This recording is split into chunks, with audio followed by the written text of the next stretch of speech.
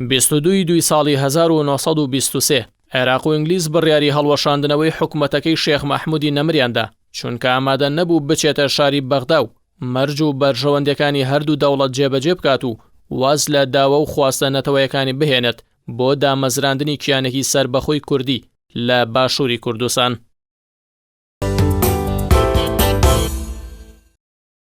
22 دوی ساڵی 1976 هێزە ئیسلامیەکانی ئەندۆنوزیا ئەحمەد سۆکارنۆیان ناچار کرد دەست لە کارکێشانەوەی خۆی لە سەرۆکۆماری ڕابگەێنێت و بچێتەوە بۆ ماڵ بۆ لای نۆژنەکەی. ئەحمەد سۆکارنۆ بەهۆی دڵسۆزی بۆ شیوعەکانی ئەو وڵاتە